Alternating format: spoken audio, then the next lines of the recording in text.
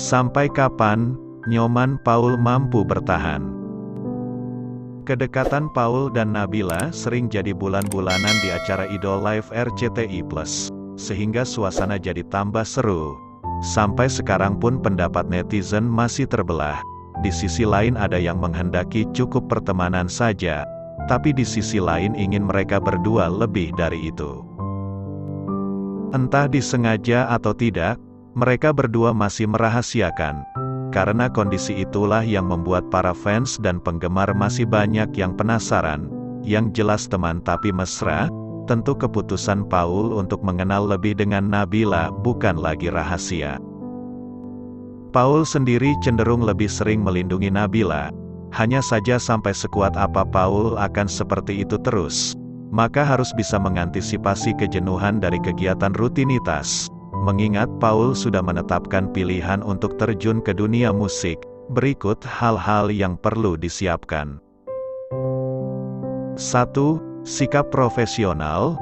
Dengan terjadwalnya job manggung, podcast, seminar atau diskusi, ini sebagai bukti eksistensi Paul diakui oleh halayak umum, maka sudah barang tentu pengelolaan manajemen harus bersifat profesional.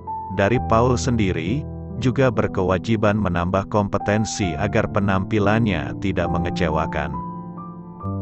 2. Progres kegiatan ke depan. Yang jelas tim manajemen Paul juga memikirkan masa depan keberadaan Paul untuk jangka panjang, sebab menjaga konsistensi adalah tugas yang tidak ringan. Setidaknya ada program terobosan agar Paul punya nilai tambah yang tinggi.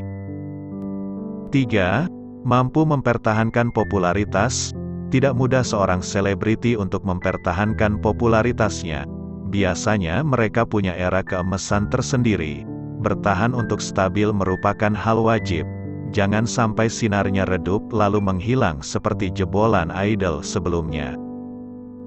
4. Manajer yang handal. Tugas tim manajemen kelihatan ringan ketika sang artis di puncak popularitasnya. Tapi masa itu ada batasnya. Secara alami terjadi generasi, terutama di ajang Indonesia Idol sendiri. Jika tim manajemennya tidak gesit, lincah dan handal, maka yang terjadi hanya stagnan atau jalan di tempat. Memanfaatkan momen puncak ketenaran menjadi tanggung jawab inti seorang manajer. 5. Mencari alternatif sumber pendapatan. Dengan pengelolaan keuangan, kegiatan dan waktu menjadi hal yang sangat penting atau urgen, banyak selebriti jatuh terpuruk karena salah langkah. Dari sisi Paul selain bermusik juga bisa merambah ke dunia seni peran atau model. Bisa jadi keterampilannya mengolah kulit bundar jangan ditinggalkan begitu saja. 6. Jangan terlalu lama meliris album. Admin berharap album solo Paul segera rilis. Mumpung para netizen masih mampu mengingat figur Nyoman Paul.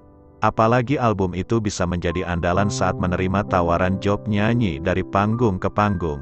Sebab Paul selama ini menyanyi lagu bukan dari album sendiri.